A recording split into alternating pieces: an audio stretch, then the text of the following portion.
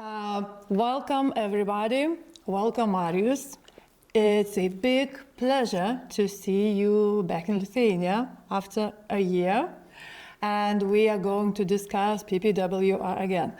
So for those who are not aware about Marius, please introduce yourself to make it clear why we are discussing this topic with you in particular. Packaging is not anymore a support function. Packaging became a business strategy. Hi, I am Marius, and thanks a lot, Lina, for invite, because it was fantastic. I can tell you, it was a very nice feeling to be last year here. I am Marius, and then after 25 years on the brand owner side, those years allow me to build up my companies, and I started a couple of years back via packaging, and I did launch 360 Pack Mastery platform. And then what I'm doing very much, working with pan-European, work on pan-European circular initiatives with European consortiums, and as well supporting committed business, I would say, on their PPWR strategy. Okay, so basically Marius is on both sides of the regulation, on the technical side, on the brand owner side, and has a really deep insights on this topic. This topic is really hard and sounds very technical, but just like you said, becomes absolutely critical and inevitable for the industry. PPWR and recyclability is more and more discussed and brought to practice because it's already there. So let's start from this bigger picture. What, in your point of view, are the biggest misunderstandings that you have noticed and you see until today in FMCG activities, planning and implementing the regulation, like misinterpretation, over-engineering, or maybe actions that are not necessary at all? I think I would just build up on what you were saying, Lena, in the beginning.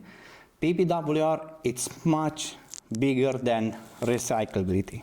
It's one of the key articles there, right? Article 6, but PPWR is much bigger than only recyclability. And then I would say, if you look backwards, this is the biggest law we have seen in packaging, at least in my career, in the last 30 years. It's clearly the most transformational packaging law I ever seen. And then if I'm thinking really to, let's say, misunderstanding, I would call them actually three big things here. One, it's timing. There is no time. Just imagine there are key requirements coming into place by 12th of August 2026. That means in a couple of months, not many months from now on, where the companies, they have to have their EU DOC, they have to do the PFAS check. That's really one of the things coming right now there. But overall, if you think to the whole PPWR, which is really going to be for the next 5, 10, 15 years, it's a short time, whatever is going to happen. One example here, it's the key requirements on design for recycling, on Article 6 there, you know, where it's on one side you have to be designed for recycling and you have to recycle at scale. Many of the first, design for recycling are coming into 2030. You cannot wait until the last minute, until let's say 2029, and then you right away you are going to change your packaging to say, I make it in 1 year design for recycling, I qualify it and I launch it on the market. Summing up, timing, it's really one of the big things actually. That means space of how this is going to move forward will be crucial. The second big thing I would say, it's the impact.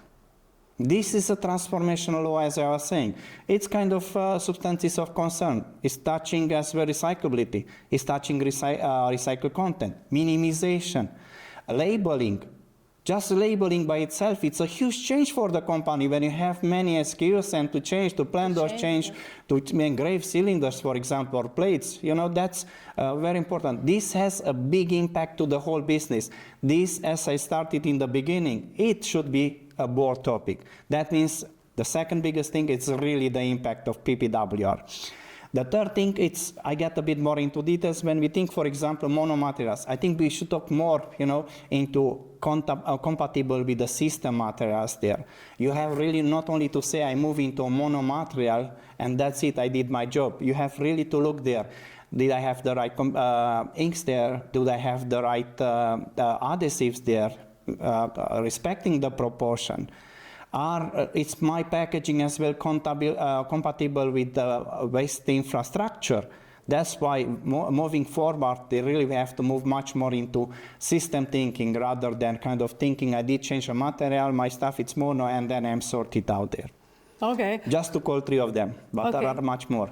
Yeah, there are much more. So I was about to ask what would be your one key message to both FMCGs and packaging manufacturers about this regulation to understand. What would that be? Collaborate. Okay. Collaboration, and what I'm saying here, and I would not only keep it to the 2 of them, I really think it's the key message. It's on one side you are driving what you have to drive internally. You're really getting the whole business behind it, you are planning for it, you are moving at pace, you put the right resources behind it, and you are moving. That's the first thing, and in creating awareness within businesses. But on the other side, extremely important that you are looking what's happening outside there. You have to work very closely with your suppliers to develop the new packaging. You have to work as well very closely with your consumers as well, because you have to make a packaging that is going to still be loved and will be used by your users and by your shoppers. You have to work with waste management companies. You have to work with EPR very closely moving forward. You have to work with Recycle. You have to work with municipal, with regulators. This should be really a systemic approach. Summing up, I really think the biggest thing moving forward will be collaboration and proactiveness. Okay, that's a very important passage. And I believe in every collaboration, we still have responsibilities. So my question would be, in the context of PPWR, where does the responsibility of the printer or packaging manufacturer end, and where does the responsibility of the brand owner start, especially when it comes to recyclability? Do you meet practice when all the responsibility goes to the packaging manufacturer and the only demand appears, I need recyclable packaging, and that's it? You know, if you look, there are 2 things here. On one side, if you look really to the law, and I really needed to kind of highlight that from the beginning, all what I'm doing, it's kind of sharing this for orientation, because I am not a lawyer. It's just a packaging practitioner, you know. That's why you That's are very here. important, exactly. And then I'm speaking from my experience, but this is by no means legal advice here. But thinking to PPWR, I think things are very clear there. On one side, the one who is responsible for really EU DOC for meeting the key requirements, it's the manufacturer. Yep. And then the supplier is providing them with the evidence, is providing them with specs. But the one who really have to meet the requirements is the filler, usually is the brand owner, right? The filler, which in most of the cases is the brand owner. There are as well, you know, that's very much for sales and group packaging. It's a bit different for transport packaging. It's very clear their responsibility there. And then the supplier should help as well with the evidence, with the specifications, with all the tests, and supporting I would say, manufacturer, and keeping things transparent in this journey. What I would do actually, to make it super practical, if I would be on one side the brand owner, I will work very closely with my supplier. And on the other side, if I will be a supplier, I will be very welcoming and very proactive how I'm going to approach a brand owner.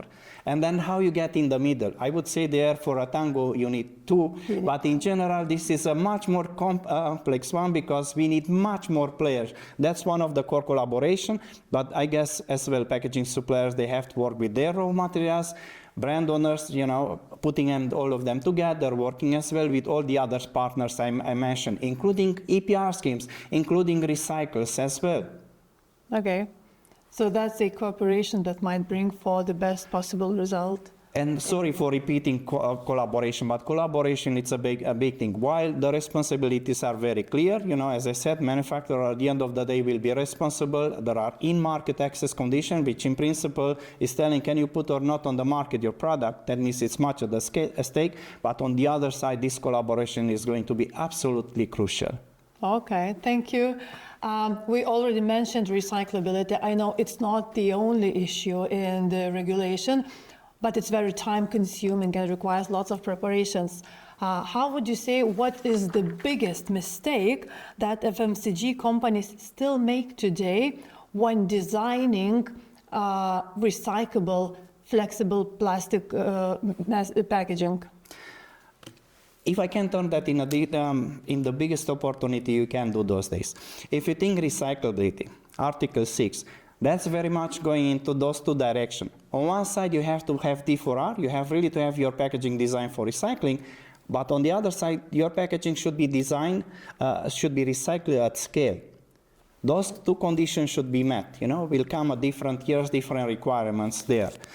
What is very important, while they are designing, for example, and I go one by one, when they are designing a monomaterial, it's very much important to look to all compatibility, adhesive inks, as I was saying before, to make sure that we have the compatibility with the system. But on the other side, you have to make sure, or you have to have an eye to really look to see that the waste management infrastructure is there. It's not enough. You design your packaging for recycling, but if the waste management infrastructure is not catching up and is not helping you recycling that material at scale, I would say, that's a big miss. And I would just to kind of give some numbers here. When we say recycle at scale, you have to meet some requirements there. Let's say for flexible by 2035, the 55% minimum, which means you have to have 82% of those materials collected. You have to have 82% of the 82 already collected, sorted, and you have 82% of those materials recycled. Very high numbers, because when you apply 82% by 82% by 82 3 times, you're getting around 55, which is telling how much work to be there. Summing up, you look on one side, I'm designing for recycling, but I really want to make sure that the infrastructure is getting there.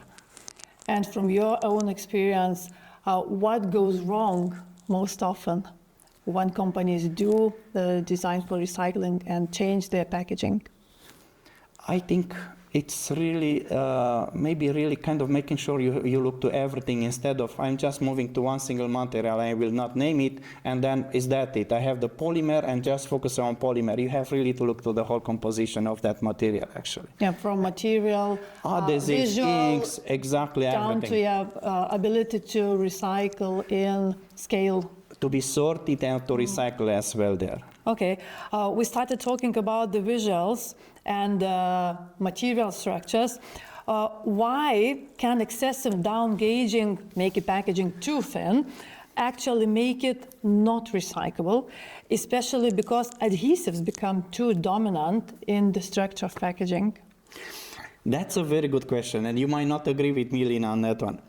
What I'm thinking on one side, if you look to the core of PPWR, as I was saying, it's tackling really packaging and packaging waste from multiple angles. And one of them is minimization as well. Because one of the core principles, it's like you put less on the market. What you do, I think lightweighting, it's a very good approach from my side because it's one of the first things you have to do. On the other side, you have to watch out when you are doing that one. You are not changing your product protection because you have a product to protect and you have to meet some performance there. And on the other side, to make sure that you are changing as well the proportion of what you said, of the ink, of adhesive. You are keeping the proportion to really be on the D4R there. So again, it's projecting, calculating, testing in real conditions. Exactly, and then looking as well, on one side you look at both of them. On one side you really make sure that you are really respecting, the 5%, on, for example, on different things there. But you have on the other side to look as well, is that packaging going to be recycled in reality? Is the infrastructure there? Is that material sorted? Is that material recycled afterwards? And in your practice that you have the ink coverage, can very dense ink coverage, a big amount of ink, big printed area, to actually kill an otherwise recyclable packaging? I will not use that big words like kill, but there is one point, the recycle will never like to have much ink on that one because you change the recycled material, you change the quality of the granules there. Yes, the answer is yes. Nevertheless, there are technical nuances on that as well.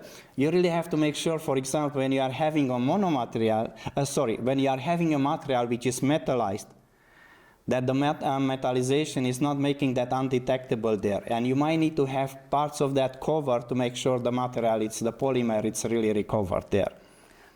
We already mentioned several components of the flexible plastic packaging. We did. And from your experience, which packaging component most often becomes the critical fail in this transition? I would say other than the polymers.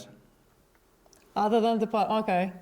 Simple as that. You have to look to the others to make sure, because on one side you are really looking for the main polymer there, for the main material or for the main materials, but other things added there that make it much harder then. So let's focus on inks and adhesives or whatever. Yes. Okay. Now this is getting really interesting because design is not. You make me very curious.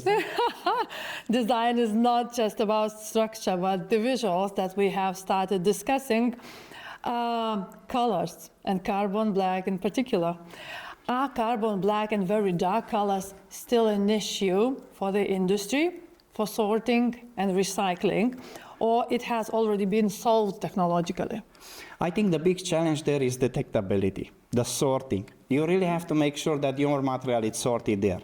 And then if you really get the materials there, you are really playing with the quantity, how little you put there, or what is the composition of the ink there, and that packet still sortable, then it's really having a chance to recycle. I would rather focus on how those materials are really visible on the sorting lines. So do I understand correct? We shouldn't focus on the requirement to have carbon black free packaging. We should rather focus if it's near detectable packaging. If you can make it with near detectable, that's going to sort out many issues. The point is there, can you make it that one? Can you get the trust of the people, to move into that direction there? Those are really the big questions. But for the big thing there is detectability. If you look in the industry, right, there are many voices against carbon black, and the solution, it's pushing very much into carbon black free there, yep. Right? Or kind of minimize that as much as possible to see other parts of the packaging rather than that one. Those are really the real conversations, the real life. At the end of the day, it's really, is that sortable or not? Is that NIR, near infrared, sortable or not? That's really the biggest question. Yeah, because if you have the technical, the magical solution that is going to be making those detectable, then the problems are sorted out. That's why I posed the question, because when we read the regulation, we see that the key point is to make the packaging NIR detectable. Meanwhile, the requests we receive daily, please approve that our packaging is carbon black free. So should we answer that you don't need it to be carbon black free? You have to make it near detectable. If you have solutions that are near infrared detectable, that should be okay. So the so sure will be really is detectability there. That's the big issue. But you will have, you have to convince people that you have solutions, that magical solutions that are sorting that challenge. Yeah. Would you share what are the solutions and where the market is moving regarding the carbon black? Because we have alternatives with organic pigments for carbon black. We have solutions when mixing the Pantone colors or CMYK colors. Yeah.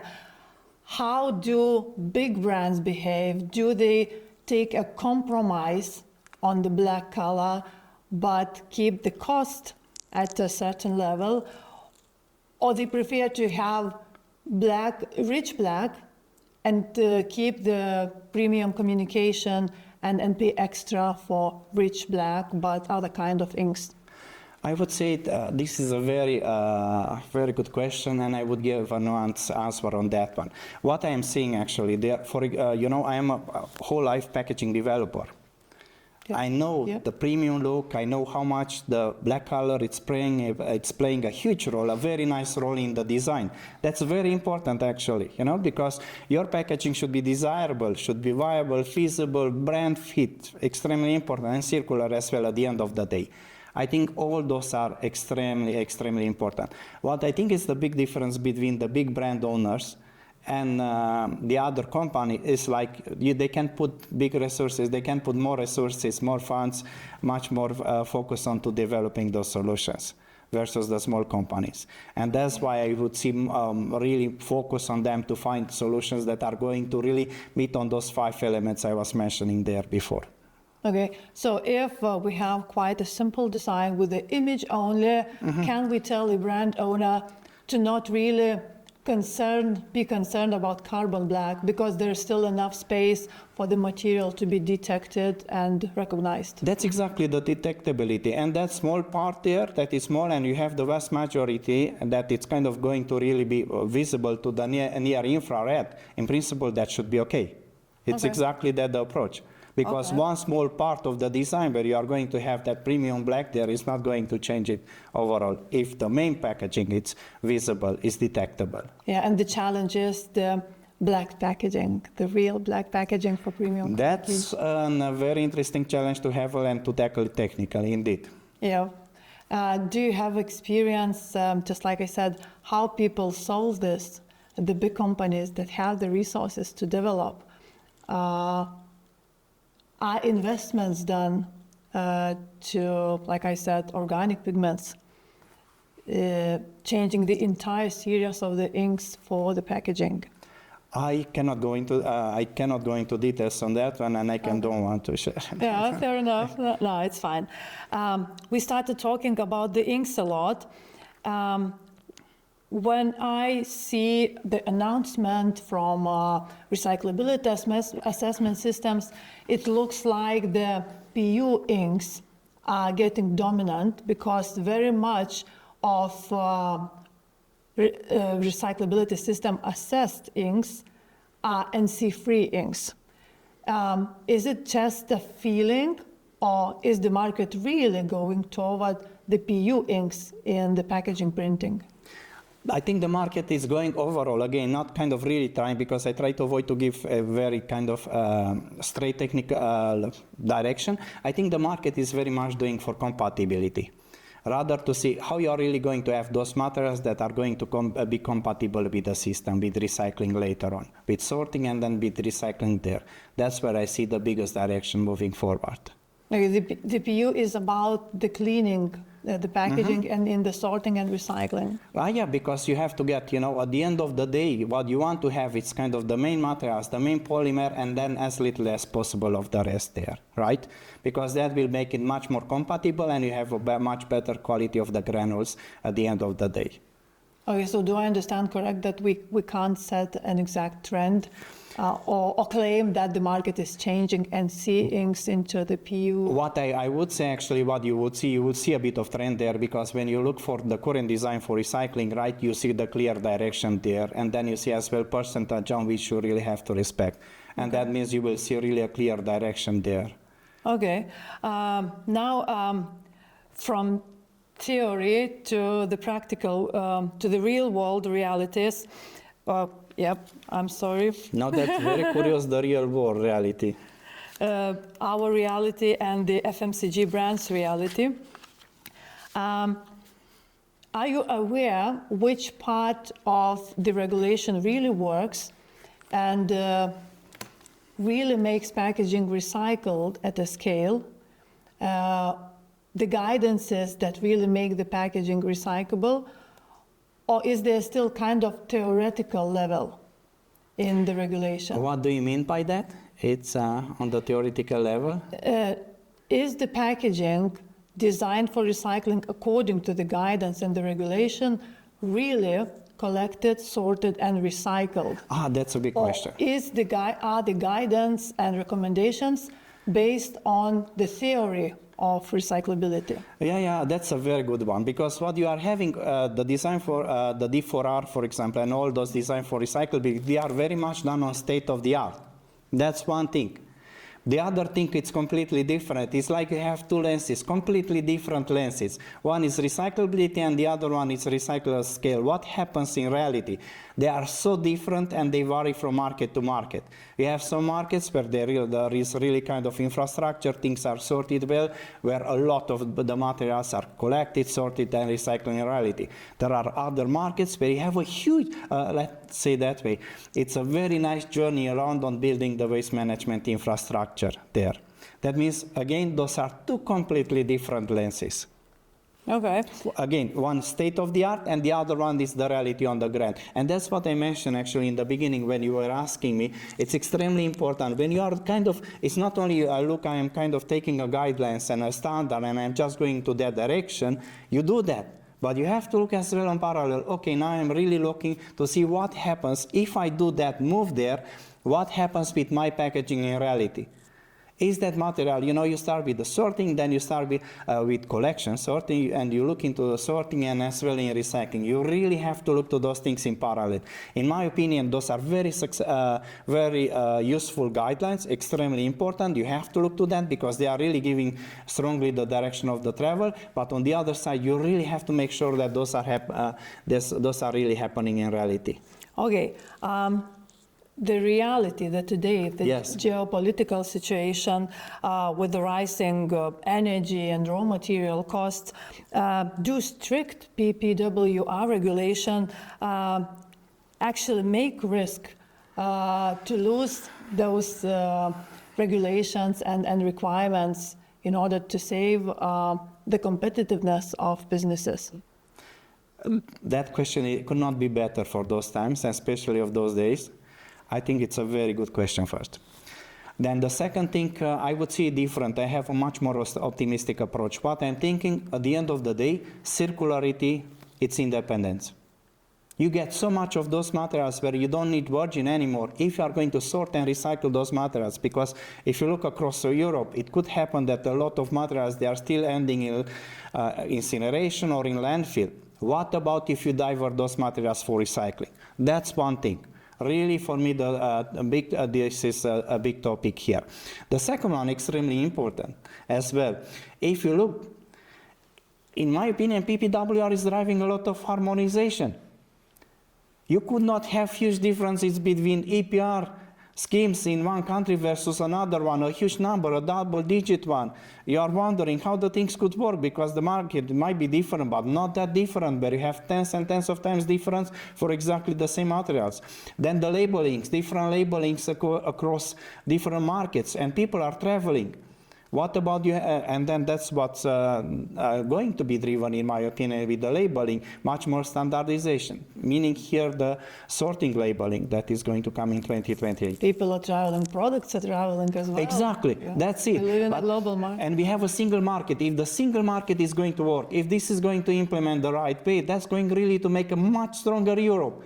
One Europe is going to be much stronger than 27 different member states. And then circularity should help there. You would need, in principle, if this works, much less resources moving forward.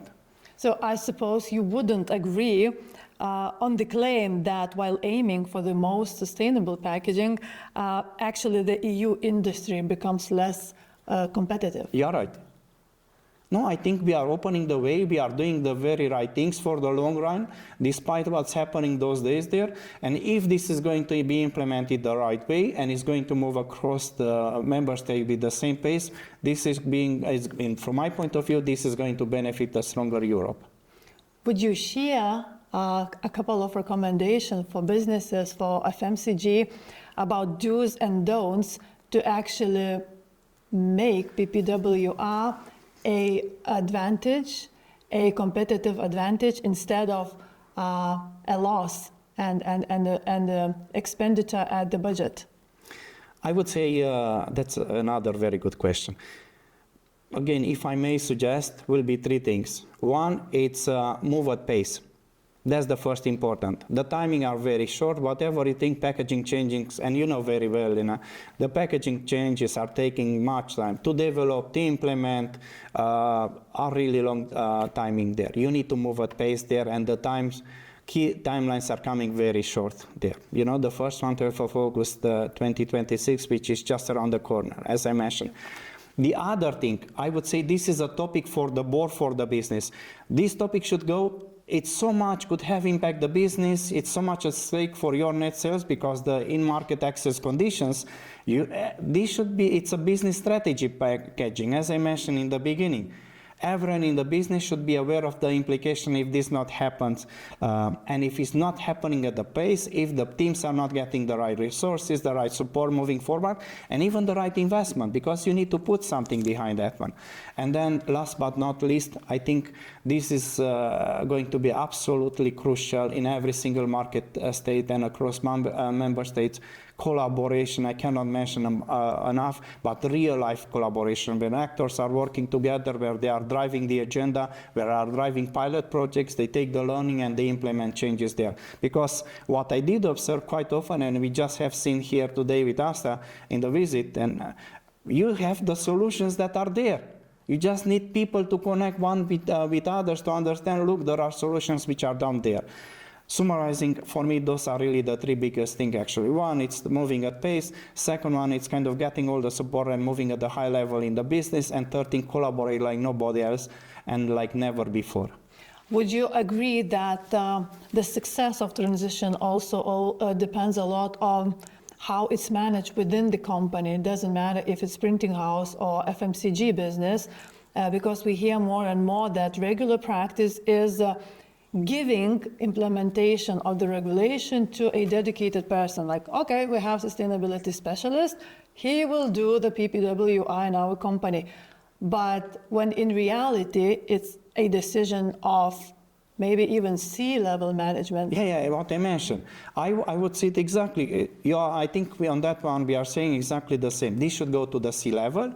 And it's because you have to have all the backing from the C-level and awareness. They should be aware about the implication. How big is this law? You have to explain to a CEO how this could influence the whole business there. And I think the right way, the way I'm suggesting always, it's one, put the right people in place. It could not be one person responsibility in the whole company. This might need support from procurement, from supply chain, from marketing, from a lot of functions, even from product development if you change something from packaging, from your sensory teams, even from IT. You need IT because you might need to digitalize things as you will need a lot of data. On one side, you need a lot of functions. This is a shared responsibility. Just thinking to the labels change, to the labeling requirements, phasing in, phase out the stock, the stock, finishing the stock you had before and then implementing the new artworks. Even that, managing the new cylinders, the new place. By itself, I'm taking one very simple things which might look simple actually, but in reality will require a lot of effort. Summing up, you need a lot of people, you need someone who is leading. I think that should be backed up by a strong team there, and I think extremely important, you need the governance and this to be raised to the C-level. Okay. Would you see the same or you see it? Yeah, absolutely. And when it's managed like that, you will probably be successful in all other components, not only the polymer. Not because this is not a polymer discussion. This is a business transformation discussion, and I really wanted to move it out. You see what I'm trying? On one side, you cannot have, even when you look to what I said on monomaterials, only the polymer. You need to look to the whole system.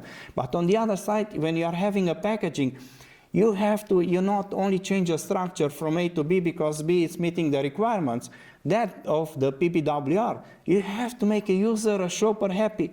People are buying sometimes with their eyes. They use the product. They have to have a very good experience there. You need to create value. Overall, you really have to be very smart how you are approaching that thing. This by no means could be one single lens discussion. This should be a 360 approach. Absolutely. You mentioned the labeling. When and how will packaging need to be labeled? And will material-based pictograms be enough? Or will QR code with full information, for example, be required as well? First, the 2028 is the one on the sorting there, which hopefully will help people, will drive standardization, as I mentioned, and hopefully will kind of help guiding people. Will be that enough? That's a big question. And I think, in my point of view, that's already a really big step forward. But I think we need much more about the waste labeling. You really need to kind of tackle much more education, which you are driving, for example, here. You need to do much more things to make people aware. We have a new generation which is growing, and the new generation is going to be even more motivated than us on sustainability. As much we are really driving the agenda, but our kids might be even more motivated for there. And I think all those things will come into play. That what it's a must, that's kind of really the way sorting labeling. What comes as well for some other application is the QR there, which will come with other regulations for some type of packaging. But the ones which is, for me giving the big hope is this 2028, the sorting, when we are going to have on one side on packaging and as well on waste receptacles, the labeling. Yeah, well, we should make things easier as well, especially for the consumer. it's you have to make it easier, but when you are communicating and you know very well, when you are doing a marketing messages, you cannot only say it once, and you cannot only count on one thing. That one thing should help, but I think would be much more things actually to get people moving, doing, and having the very right habits. Okay, we already talked a little bit about the future and the possibilities. What is the realistic future for multi-structure packaging under the regulation? And do you expect it to be gradually replaced by only mono structures? Or will recycling technology evolve fast enough to be able to recycle multi-material structures? I think the direction is much more, it's very clear on the travel. If you look as well, even to the current, you take the current, take CFLEX, the guidelines, that direction is moving very much into monomaterials. That means could be multi-layer, but the same material, the same type of material there. And again, this should be the whole, I cannot repeat enough, compatible with the system. That's one thing. On the other side will be for sure an evolution of the technologies there. That means those things should be coming in parallel. But I really think moving forward, the things should go and will go much more into harmonization, into simplification. You need to simplify structure because you need to make the life of sorter easier, you need to make the life of recycling, and you have to increase your options that your material is not only, it's on one, you have a material there, but it's really kind of crossing all those gates there and could stay on the market at the end of the day. That's why I think simplicity, going this in those directions where one main material is going to have as much as possible is the very right direction, and increasing the chances that the material is having a second life and a third life and so forth. Yeah, do I understand correct that monostructures are easier to recycle because it's also about the resources and the cost of recycling as well, not only about the possibility. Exactly, and you can piggyback as well. You take some of the monomaterials, you can already kind of get them, like consumer goods packaging waste could be kind of going in some of the existing stream there. More you move into that direction, much more you make it much easier for the downstream on how those are going to have that second, third life. Okay, in your point of view, what about carton packaging for beverages? Will it continue to be considered recyclable, or should companies already start preparing for alternatives for beverage industry? I would say I'm a packaging guy, a packaging developer, and I have to be agnostic there. I think on one side, every packaging is there for a reason. And I think as we move forward, we are going really to see the development of materials into infrastructure to make sure that all the materials are treated fairly there and will be solution for all of them moving forward. Okay, and to wrap up, because our time is coming to the end, we started from one key message. So now at the very end, I would like to ask you to give one very practical piece of advice to brand owners of MCGs starting today with the plastic packaging transition. What would that be, one piece of advice for them? Awareness. Of what? Make everyone aware in your company about, if you just start right now, awareness, make yourself aware about the new regulation, read it in, out, really get to understand there, because there is, you have to look to PPWR, you look as well to the commission notice, you look as well to the frequent answer question document there. You really have to get familiar with that. Make your business familiar, and as well the responsibility which comes to that, only not to one single person, make your board aware there, but awareness, that's the first thing actually. You're really trying to understand how big is the change that it's coming ahead, and make sure the others realize that too. And probably realize the real big picture, not only one piece of it. PPWR, by no means it's a walk in the park. That's a puzzle. That's a puzzle which comes all together. It comes a different time, and you have really to take a holistic approach of portfolio there. You are going to make investment choices here that is really going to affect your business for the next 10, 15, 20 years. That's why the choices should be done very right today. The best thing you can do for your really business is kind of to start yesterday, not today. All right, fair enough. Marius, thank you very much. It was Thanks really for the invite. Yeah. I hope I answered your questions. Yeah, you did. It's very insightful for us because I represent a printing house, and we spend a lot of time communicating with FMCG businesses, with brand owners, and understanding responsibilities, being able to share insights and best practices to help them, especially those which are not big brands with limited resources. So it's a big value for us to know persons such like you and see those practices. Thank you very much again for the invite. How it really works, not only the theoretical level. Thanks a lot, and thanks a lot for the invite again. Thank you. Thank you.